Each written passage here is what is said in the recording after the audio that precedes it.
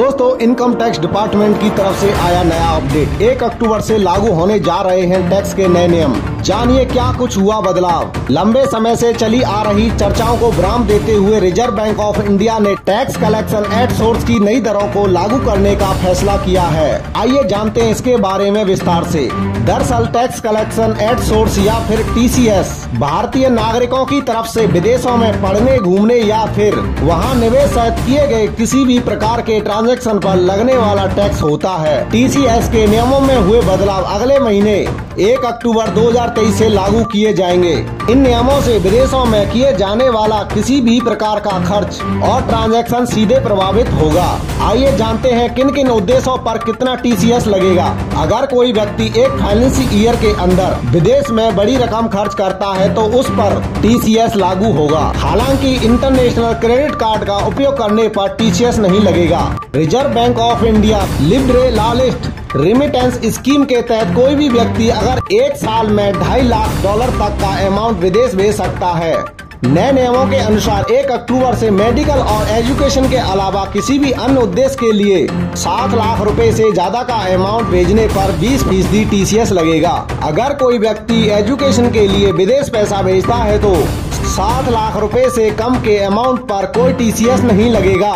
लेकिन अगर यह अमाउंट 7 लाख रुपए से ज्यादा है तो उस पर 5% TCS लगेगा।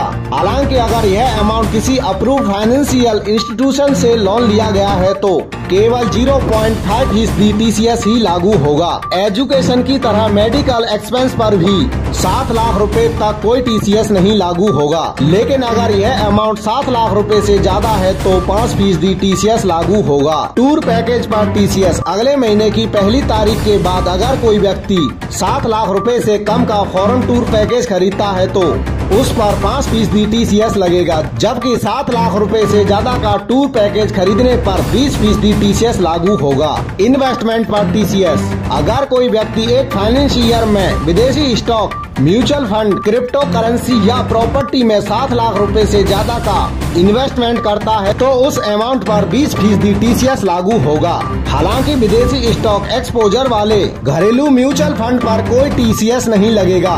डेबिट, क्रेडिट, फॉरेक्स कार्ड पर TCS अगर कोई व्यक्ति डेबिट और फॉरेक्स कार्ड से 7 लाख रुपए से ज्यादा का ट्रांजैक्शन करता है तो अगले महीने की पहली तारीख से उस पर 20% TCS लागू होगा। हालांकि क्रेडिट कार्ड से किए गए ट्रांजैक्शन पर कोई TCS नहीं लगेगा। फाइनेंशियल ईयर के लिए TCS रेट किसी भी फाइनेंशियल ईयर की पहली और दूसरी छमाही के लिए अलग अलग TCS रेट है, लेकिन व्यक्ति के लिए 7 लाख रुपए की लिमिट पूरी साल के लिए होती है। दोस्तों, हमें कमेंट बॉक्स में कमेंट करके जरूर बताना क्या आपको 1 अक्टूबर से लागू होने वाला नया नियम आपकी समझ में आया या नहीं।